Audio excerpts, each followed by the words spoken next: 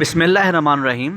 حضرت نوح علیہ السلام نے ایک درخت بویا جو 100 سال تک بڑھتا رہا، پھر اس کو کاٹ کر تختے بنائے، پھر کشتی بنانا شروع کی تو لوگ مذاق اڑاتے رہے کہ مذاق یہ کہ اس خشکی میں کشتی کیا ہے اور کیسے چلے گی۔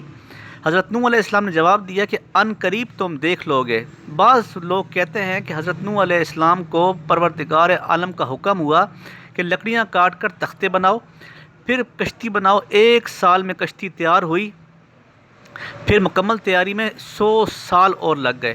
کشتی کا طول 80 ہاتھ تھا اور عرض 50 ہاتھ تھا، پھر اندر بار سے روغن کیا گیا تھا۔ قتادہ رحمۃ اللہ علیہ کا قول ہے کہ طول 1200 ہاتھ تھا اور عرض 600 ہاتھ تھا اور اندرونی اونچائی 30 ہاتھ تھی، اور اس کے 3 درجے تھے، ہر درجے میں 10 ہاتھ اونچا تھا۔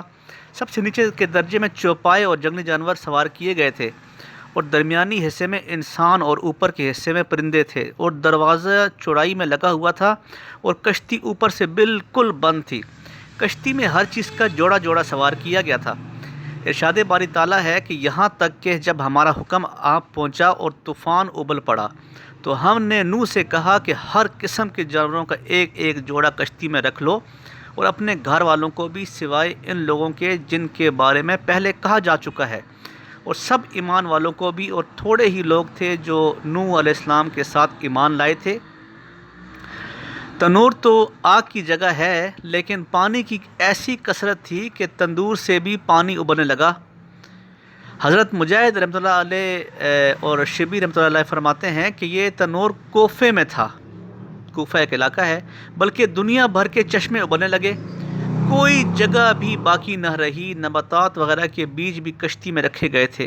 کشتی میں سب سے پہلے پرندوں میں سے درہ سوار ہوا تھا، اور سب سے آخر میں گدھا سوار ہونے لگا۔ تو ابلیس سے گدھے کی دم کے ساتھ لٹک گیا، اور گدھے کے 2 پاؤں کشتی میں پہنچ گئے، اور پچھلا دھڑا ابلیس کے بوجھ سے بوجھل ہو گیا، اٹھا نہ سکا۔ ادھر حضرت نوح علیہ السلام جلدی کر رہے تھے کہ آخر حضرت نوح علیہ السلام نے فرمایا آ جا، اگرچہ تیرے شیطان بھی ہو۔ تب گدھا اور شیطان دونوں چڑھ گئے۔ ابن ابی حاتم کی حدیث ہے کہ رسول اللہ صلی اللہ علیہ وسلم نے فرمایا ہے کہ حضرت نوح علیہ السلام نے جب تمام مویشی کشتی میں سوار کر دیے تو لوگوں نے کہا کہ شیر کی موجودگی میں مویشی آرام کیسے کریں گے؟ پروردگار عالم نے شیر پر بخار ڈال دیا، اور شیر بخار کی وجہ سے بے ہوش پڑا رہا۔ مویشی اطمینان سے رہے، اس سے پہلے زمین پر بخار کی بیماری نہ تھی۔ حضرت ابن عباس رضی اللہ عنہ فرماتے ہیں کہ کشتی میں سوار ہونے سے پہلے مرد اور عورتوں کی تعداد 80 تھی، لیکن تفسیر عزیری میں ہے کہ حضرت نوح علیہ السلام اور ان کے 3 بیٹے اور ان کی بیویاں، لونڈیاں اور غلام تھے، اور 80 آدمی ان کے علاوہ کشتی میں سوار تھے۔ جب کشتی میں بہت زیادہ گوبر اور لد وغیرہ جمع ہو گیا تو اللہ تعالیٰ نے حضرت نوح علیہ السلام کو حکم دیا کہ ہاتھی کی دم کو دباؤ۔ چنانچہ حضرت نوح علیہ السلام نے ایسا ہی کیا، جس کے نتیجے میں 1 سور اور 1 سورنی برآمد ہوئی۔ چنانچہ ان دونوں کے نکلتے ہی کشتی میں موجود تمام غلاظت کو کھا کر صاف کر دیا گیا۔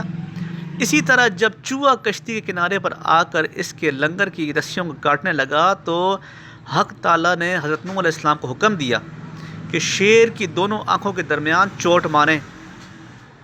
حضرت نوح علیہ السلام نے ایسا ہی کیا، جس سے ایک بلّا اور ایک بلی نکلی، اور ان دونوں نے چوہے پر حملہ کر کے رسی کاٹنے سے باز رکھا۔